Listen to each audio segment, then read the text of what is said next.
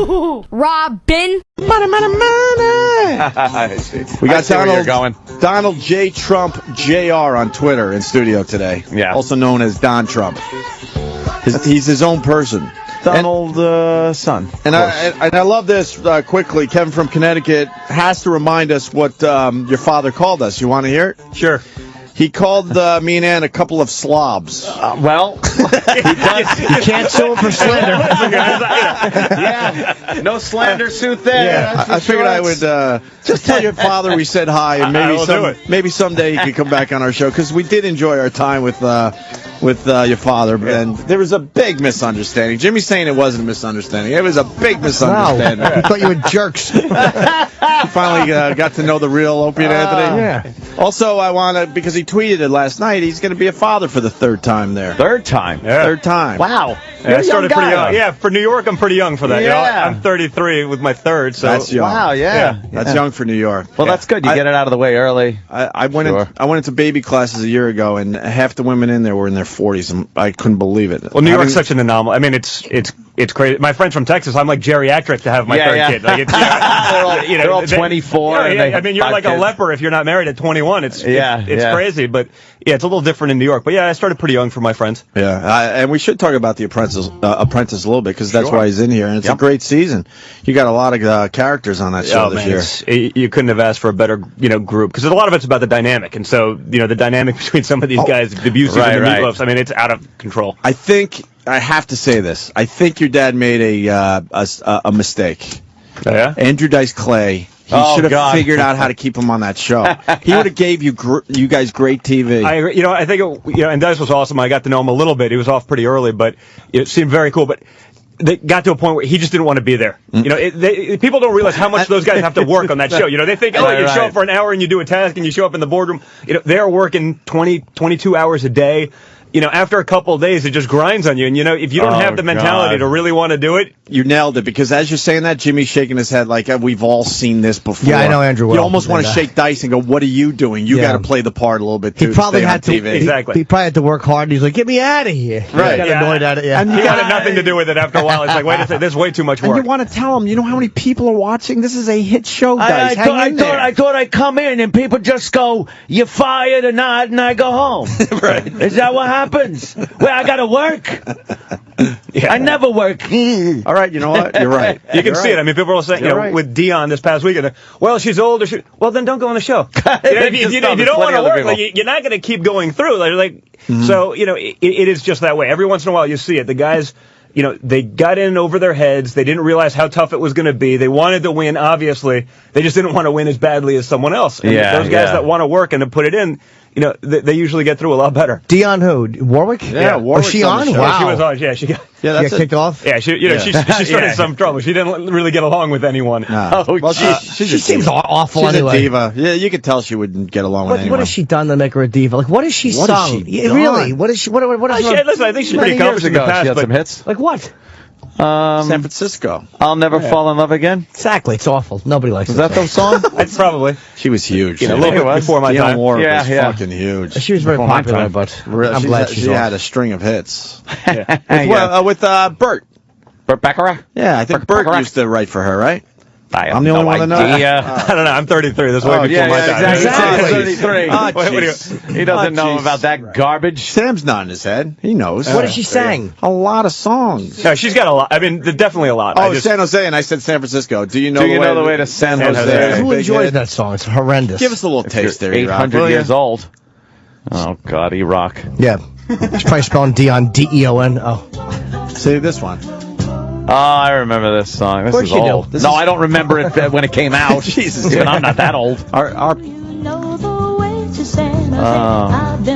She sounds nice in the song. It's a good song. Sweet voice. Well, that's the interesting thing. I mean, people come on the show because they're, oftentimes trying to rebuild some of their image and everything like that. But then if they, if they're acting like just a bad person, people are like, wow, I can't believe they're such a. I wanted to say bitch. I wanted to say it. Then I realized I was thinking I'm on radio, and I'm like, wait a second, we're on satellite, so I can probably say it. At least acknowledge you wanted to say bitch. Yeah, I did want to say it. But, listen, I thought she was very nice to us and everything like that, but getting along with the people and trying to do the work, she wanted nothing to do with it. And so, it actually does her disservice, because if you're going to go on the show and you can't kind of play the game, then my Twitter account, that's such a good decision. She was the worst. I can't believe she was that way. I've changed my opinion. It's pretty interesting. So you can really reshape your image on the show based on how you act. She did do Walk On By. I was Walk On By. That's a good song. She had a shitload of hits. I'm sure she did. She did have a lot. Walk On By is twice on the same first page, though. It's not good. What strategy seems to work best for the people that do win the show? Is it a backstabbing of other people, or is it just working hard and being It's attentive? not just working hard, because you need to be aggressive. People are always like, well, she's so nice. She's so nice because she wouldn't throw someone else under the bus. No, that's great, but in the real world, part of it. In the real world, if you're saying I'm the project manager, I'm not going to blame them. Well, then who the hell else is there to blame? They're like, well, you shouldn't have fired her because she was really nice and worked hard. So there has to be an element. You need to work hard, but you also have to be able to say, hey, this is what happened. This is why it is. Because there's people that have not been fired because it probably was their fault, but they fought hard enough to say, you know what, this person should be here. They want it more. They're a little more aggressive. That's the real world. I've seen people try to take responsibility for things because they were the project manager, and it's like, hey, somebody did something, but I take responsibility, and then they're out. Yeah. Instead of just selling out and going, hey, I'm doing the best of my ability. I turned my back for 2 seconds, and this idiot screws everything up. I gave the acting part to an actor, and they blew it. That's not my fault. There's a little bit of difference in strategy, but it just depends. Who's I'm sorry, but who's the biggest, if I can say, scumbag that's won the show? The one that was really just vicious and actually came away a winner. I wouldn't say scum, but the one that probably won the show that was the most vicious had to be Piers. Oh, really? Piers Morgan. I mean, listen, he's a very smart guy. He's very, he's got that British kind of very different sense of humor, which is probably how he didn't get along with them so well. I mean, it's different, but he's very quick-witted, very fast with a kind of a one-liner comeback. He puts you on the spot, and he's intelligent enough. When he was up against some of these people that he's a serious journalist. He's a pretty serious. He could put them on the spot. They're like, wow, he's a smart guy. He's a smart guy. So I had a lot of respect for him. I think a lot of people hated him because of it. That said, he took over for Larry King, so he had to have something right. Something was working. People get it. Yeah, and this season you got Meatloaf, you got Gary Busey, you got Mark McGrath, John Rich, Little John. You have Star Jones, Marley Matlin. I'm not a fan of Star Jones. Let's slow down for a second. Oh, wait a minute. That's who I saw on the plane. Star Jones? God damn it. I was flying back, and I saw there's a black woman, and I knew her face. I'm like, I know her. And she had a weird face, and I'm like, I couldn't place it. Son of a bitch, it was Star Jones. You should have taken a picture, put it in Photoshop, and stretched the aspect ratio. See, then you might have recognized. No, but that's who it was, because she lost a lot of weight. Well, she's got some skin that's hanging. We could agree, right, Don? I like. She's actually a great character because she also she's also very smart, so she can kind of put people. A lawyer. But she wants, she gets great. Yeah. She's made herself very unlikable to some people and very likable to others. So it's kind of interesting. It's a good dynamic. My whole goal is to try to make him uncomfortable. No, so far he's hanging why in would there. you make a guest uncomfortable? Because it's fun. And he's a Trump. He's got the it's Trump name. It's going to take a lot. Yeah, listen, I'm used to it. Trump. I've seen some interesting stuff. I think he takes off that blazer and shirt. We can get some stuff done here. Yeah. She was walking alone. We get him with a T-shirt and jeans on. He'll talk. No assistant, no nobody with her. It was really weird. Well, she's a person. What do we have to look forward to with The Apprentice in the coming weeks? It just gets worse. Amazingly enough, it's just is Sunday the big one that they're talking about? Sunday's a big one, but it just kind of keeps going. It's amazing. Is that the fight with Meatloaf? That's the Meatloaf fight. I mean, if you look at it, and again, the problem is even on a 2-hour show, you can only get so much material. I mean, some of these boardrooms, I don't even know what the final cut looks like, and I remember the boardrooms, and we were in there for 3 hours just streaming live like this. There's no cutting, there's no taking. Right. My dad's pretty good at just kind of flowing with it. Sure. And my job is to start shit. That's all, that's basically what I do. I got to keep those things going, and so I want to see the final cut, but it's amazing how much great stuff doesn't make it. So if if what I think should make it, because I was there for some of them, I mean. Meatloaf looks like you're getting a defibrillator. You're running. You're like, there's no way he can make it through this. Shit, really? It's bad, man. He goes crazy. I can't wait. I like. Do you guys release these on DVD? Yeah, so it Is there a comes lot out of on extra DVD. stuff, like extra footage? I don't even know. I don't even know, but I'm sure there are some, good outtake stuff, because I know, we've been releasing it on NBC.com and some of the stuff like, here, this doesn't even make the cut, and it's still like, oh my God, how does that not make the cut? It's just sometimes not relevant to the ending, so you can't just have some random outburst. But it's funny, so it is funny. Throw it on, yeah. Show has legs too. Celebrity Apprentice is going to be around for a while, unless your dad. Maybe your dad gives it to you because he's too busy. I mean, that he's barely on the show already. Something tells me the Donald likes the attention. Listen, I don't think he'd be thrilled. Like, hey, Don Jr.'s in the boardroom tonight by himself. I don't know if that's going to happen, but you never know. If he goes for president, though, he's not going to have time for Celebrity Apprentice. Well, true. Where you at with that whole thing? Listen, honestly, I'm such a, I see what's happened to this country over the last couple of years. It's just freaking embarrassing. You know what I mean? Like, we have people that have never led anything, running, the largest country in the world. Thank God. We make decisions. Last week there's a bill put up to Congress. Well, we should stop giving aid to countries that don't like us. Really? Really? Like, that has to be a bill? Like you really have to address it. No shit. Just don't do it. Yes. How is it that we've been doing this for, we give, it was something on one of the news stations, we give aid to every country in the world but Ireland and Iran.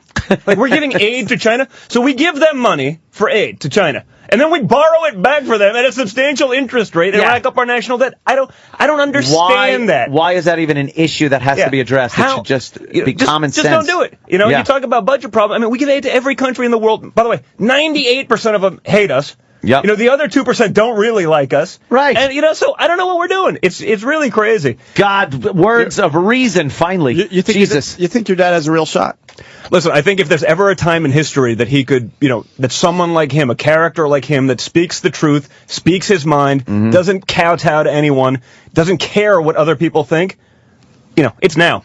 Because it's just sad, and I think most people are starting to actually come into that, Would the full financial disclosure make them uncomfortable? Because a lot of people get, like, they're not comfortable with that, and then you have to do that when you're running for office. No, I think he'd be thrilled to let that out. So he wants that real number out there, because he's proud of what he's accomplished. So he's not afraid to talk about that. So from 1 to 10, how serious is this? Or is he just having fun with it? I think it's actually very real. Really?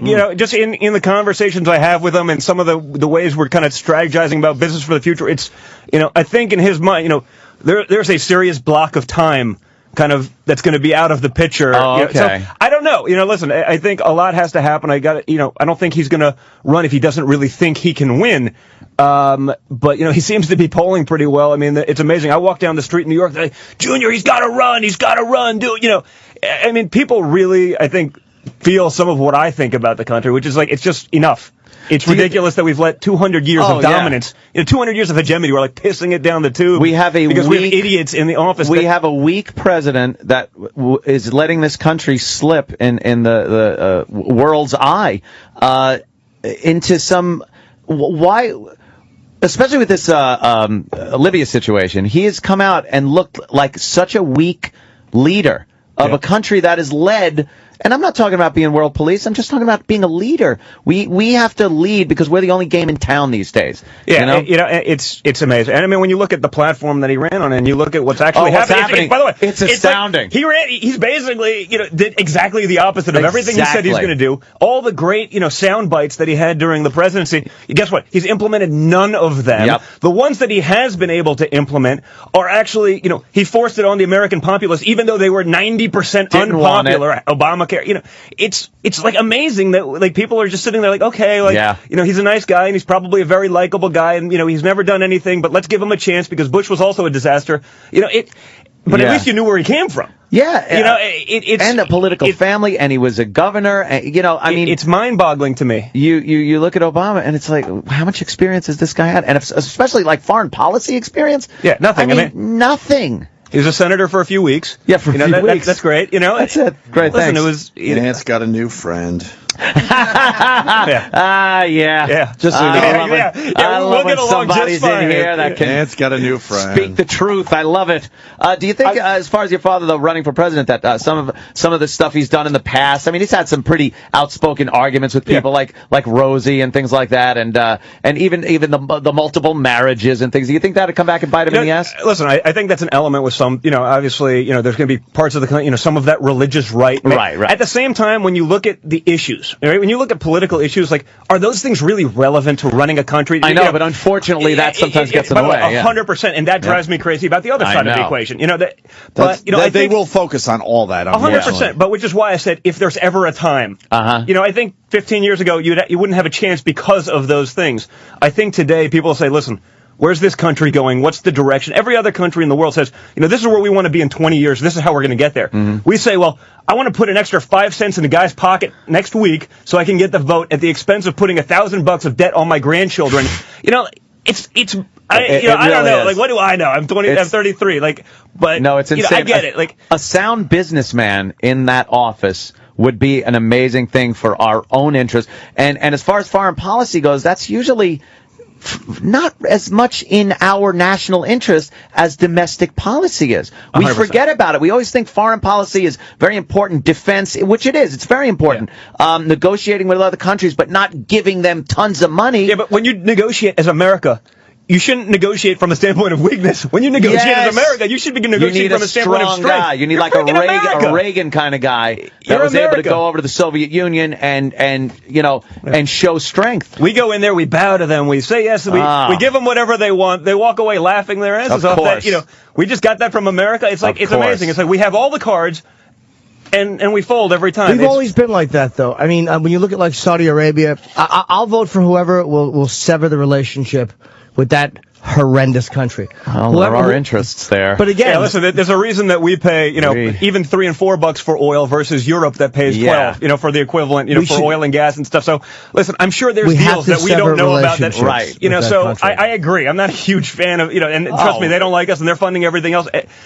But there's an element of game that has to be played, in my opinion. Again, and that may differ from my father's opinions in these kind of things, but, we have gotten some benefit from that relationship as opposed to if there was no relationship. Right. And they say, hey, crap, that said, OPEC hasn't exactly been our friend. They play games. But what about alternate, and I'm not a flaming liberal with alternate energy, but there's got to be another option. For alternative energy. Nothing is as viable right now. Go to Alaska and just take it from Alaska. It's unfortunately or natural gas. The thing is, we don't do enough with natural gas, and we have more natural gas. We have a shitload of natural gas. And that's something. I guess the real problem is that the second we start exploring it, and we went through it with the ethanol disaster and all this stuff. Green energy when oil hit 150, a couple of years ago. You start exploring these things, and then OPEC says, okay, you know what? Let's just drop the price a little bit. All of a sudden, everyone forgets about it. Everyone forgets. They're like, oh, back to oil. Oil's down. So we're stupid enough to never actually follow through on a plan. We start an idea, and then we just give up. So there's a lot of very viable things. I mean, it's a little tough to talk about nuclear right now, given what's going on in Japan. But historically, it's about as safe and clean as anything else that's out there. But we haven't done anything in 35 years because of the potential. And again, there's always the potential. But maybe just don't build it on a fault line. There are a few places where you shouldn't put it. Do you know how your father feels about drilling and opening up the refineries that have been closed down? And I don't know. I don't want to speak for him. Sure. But I would think, generally speaking, last week Obama announced hey, we're going to give Brazil a lot of money so they can start drilling their offshore reserves. Yeah, great. I'm saying we have offshore reserves.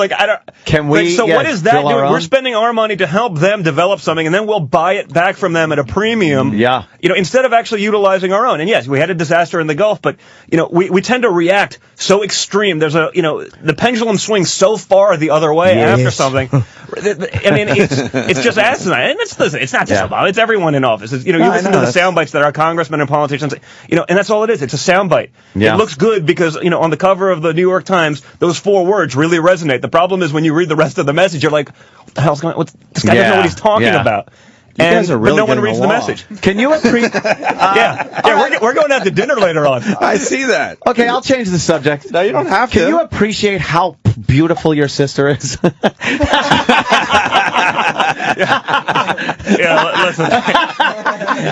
There's nothing off limits. She's a beautiful girl and she's a great girl. I was saying that with the utmost respect. Every time I see her in the post, though, you look and just go, God damn, is that a pretty girl? I want to go back to his relationship with his dad because obviously, you're following in his footsteps more or less. I see it already. You're going to step out of his shadow. Absolutely. It's starting to happen. Oh, he's his own guy. But you said you never played catch with your dad or anything. Is there one thing you guys do together when you're not talking real estate or anything else? Like that Probably one. not. Something that's a little more traditional. Like play Monopoly. With real properties. I think, and you can see it with him on the show. I mean, I think the show's been great because it's been humanizing for him. Like, he's a funny guy. I mean, he's a ball breaker. He can get in there and, really, kind of stir it up. And it's like that with our family. So, I mean, I think when we get together, it's not always just business. I mean, we can make fun of each other and kind of have some fun with it and, and step back and laugh at ourselves. Right. But do you do, like, boogie boarding or I don't know. I do a lot of that stuff. I'm an outdoors kind of guy.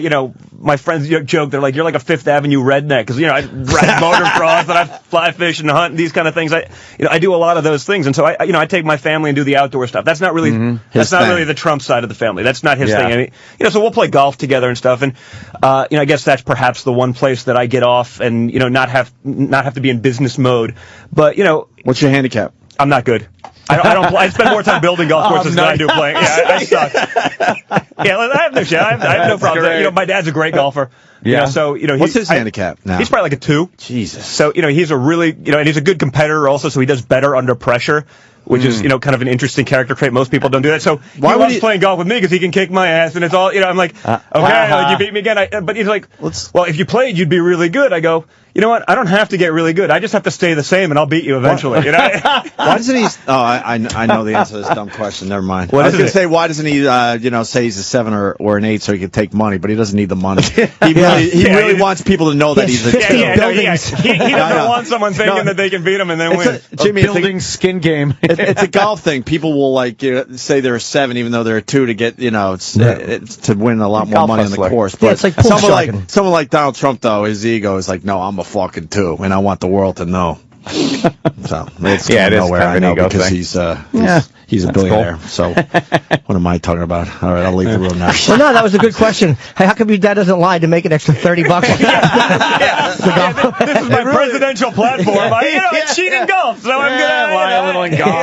I don't know if it's so presidential. I don't think it is a golf philosophy, though. And it should have been brought up in this show. He could save money if he left the Trump building and moved to Washington Heights. He could probably save a few shekels. Yeah, why not? Where you at with the real estate market? I mean, is it coming back? It never really went away in New York City, though. As bad. It did and it didn't. I don't understand a lot of it. I mean, where I see stuff trading right now, it doesn't really make sense. I think there's kind of some, discontinuity in the markets. You have a lot of funds that have all this money that people have been waiting on the sidelines. Well, a couple years has gone by, so it must be a good time to buy by default, as opposed to it's a really good time to buy. So it's a 20% discount over 2006. The only problem is rents are down 40%. So a lot of the decisions I see being made right now are actually poor financial decisions, but they're put by people who, they make money by putting money to work.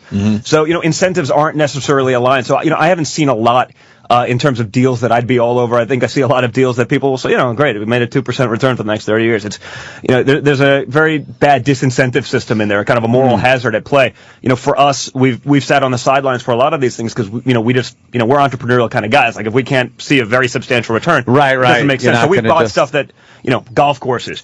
Some guy spent 15 years zoning it, made his dream course, realized that no one cared that Joe Smith had a golf course.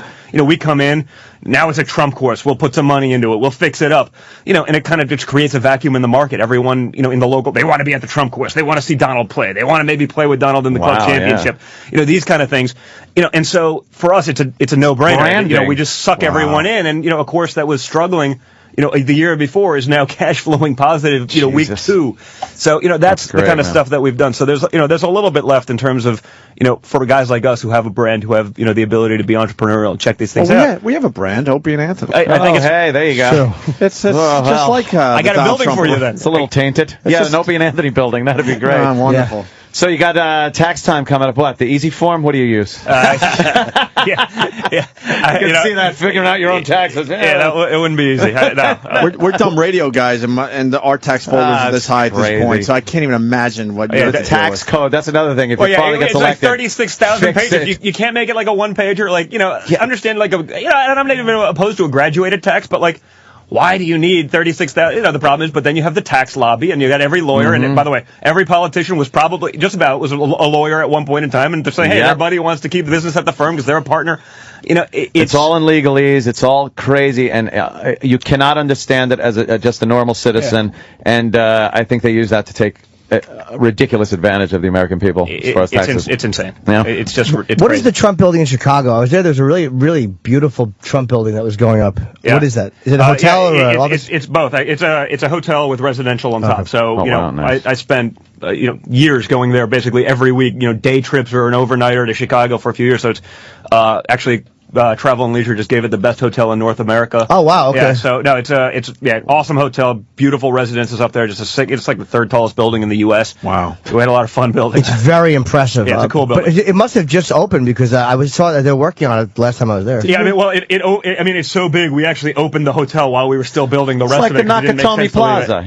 They were using the bottom part, but the top halves were there for Yeah, exactly. It would have been a good Die Hard movie. Yeah. I got the reference. You got it? I love that. We had a lot of fun building it. Yeah. How cool is that? Like Legos. Yeah, well, It's pretty much it. building looks My really perspective's a little different, but that's what I've done. It's got to be cool to come back though and see 10 more floors on there and go like, shit, that looks really cool. Yeah, or just remembering it when it was a demolition site, and now seeing a building like that, it's just like, whoa. When you think about that, your family shaping city skylines.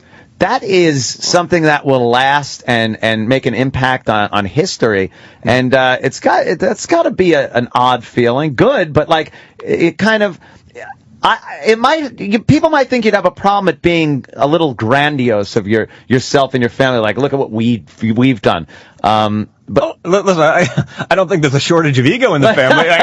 Yeah. But I think it's just as a third generation builder, basically. I mean, that's what he does. It's just it's just for me. It's just amazing that he's done it. I mean, I'm just kind of knowing what it takes to actually get that done. Mm-hmm. It doesn't just happen overnight. You don't just say, hey, I'm going to wake up and build a building one day. I mean, there's a lot into it, and so because kind of watching what he's done, it's really impressive to me, and I've seen it my whole life. It's just amazing. Right. Hey, we got a phone call coming in from Alex in Boston. Donald Trump Jr. in studio today. What's up, Alex? Hey, Don. Hey, guys. Hello. Don, I saw you on a documentary when they were profiling the world islands. Did you end up buying one? No. We was that Dubai? In Dubai. We were doing a building over there. We went and saw it, and kind of amazing as an engineering marvel just to go around and, you're flying over this thing. You hear about it. It's like, oh, it's an island that looks like a palm tree, or an islands, that are shaped like the countries in the world. And you're like, okay, cool. And then you fly over it and you're like, still flying. Still flying. You can see the thing. And you're like, but, at the same time you start thinking about it and trying to, run the numbers, and it was like, wow, this makes no sense whatsoever. I was like, short, so it was amazing to see, and it was kind of cool to be, as a builder, it was cool to go to an area. I said about Dubai, it's like, you're basically limited by your imagination and the laws of physics. Anything else was doable, Now, that didn't necessarily prove to work out all that well, but the world changed.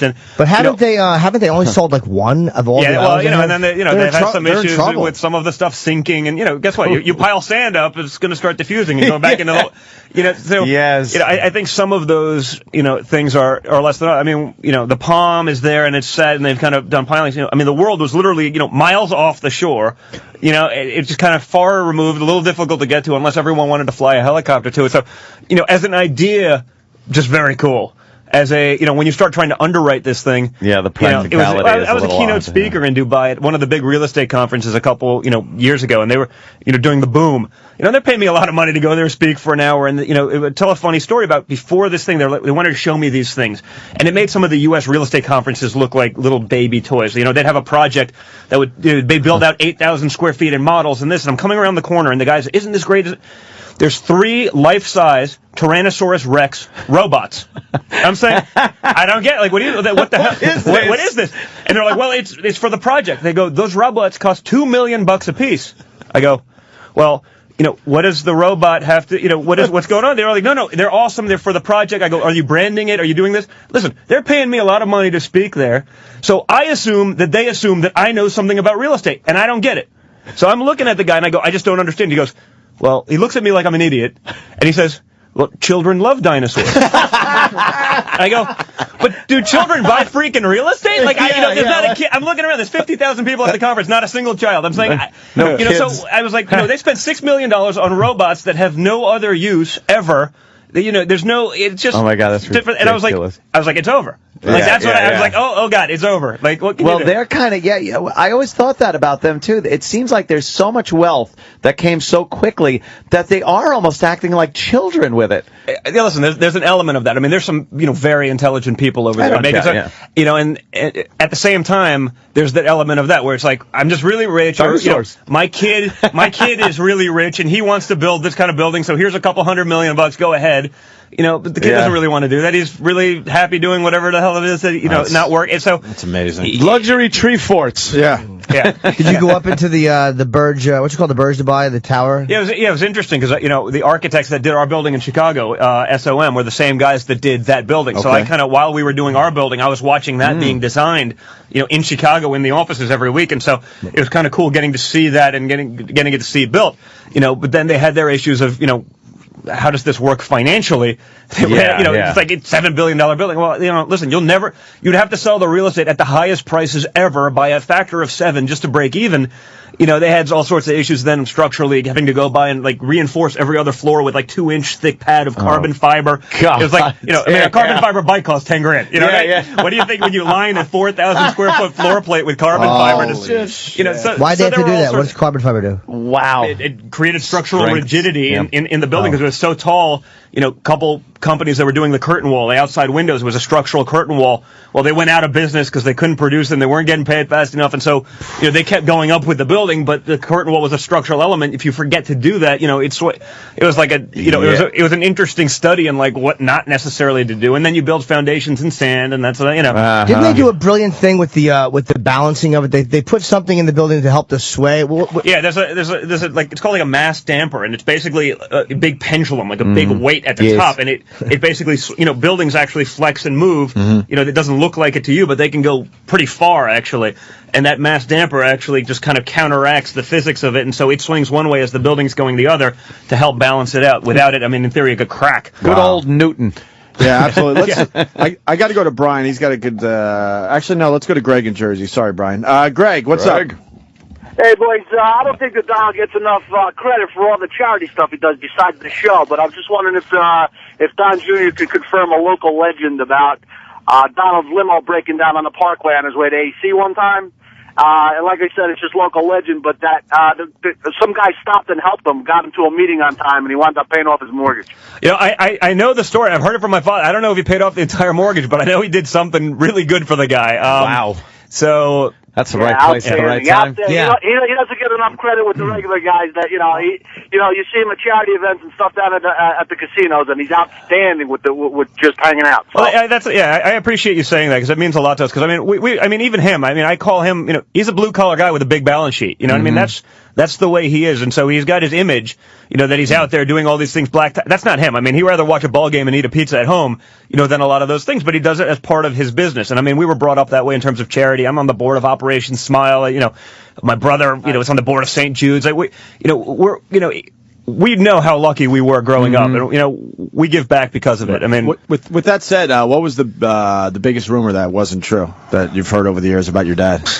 Because there's a lot of those type stories. Yeah, I don't know. There's so many. The list of rumors is long and not always distinguished. So I don't even know. I know people come up with stuff on a daily basis. Say, hey, that's a good rumor to float out there, and if I say it long enough, maybe it'll become true. Yeah. I've done some charity work over at the Trump casino. I've given you guys money. Thank you. I appreciate that. Lots of it. I was very charitable to the Trump family. What great luck. You see a limo broken down and it's Trump. I would never have that. For me, it would be a bunch of puking prom people. Hey, come on. All right, listen, we got to take a break, but great, this was great. The people love you, by the way. Oh, thank you. I'm glad. Don Trump. You just made a lot of fans through our audience. Not that you need them, but The Apprentice this Sunday is going to be a good one. It's going to be good. And I Twitter live, just kind of going back and forth. So if you want to follow it and kind of make it a little bit more interactive, I'm having some fun just kind of calling out the people and saying, hey, what really happened when I was out there and everything like that. So check it out. We'll get your tweet out there. Your Twitter's Donald J. Trump Jr. And I just tweeted a picture of you and Howie Mandel. So if you want to follow Donald J. Trump Jr., it's in that picture as well. So cool, man. Hey, thanks for coming by. Thank you guys for having me. It was a lot of fun. We'll do it again. Tell him the two slobs said hi. I will tell him. Yeah, try to smooth it over with your dad. I'll get him back out here. But it's okay because now we have you. We like you, man. Cool, man. I'll be back. Come back for the finale. I'll do that. Yeah, that'd be great. We'll have some fun. All right, we're going to take a quick Thanks. break. We'll continue. Stay there. Robin.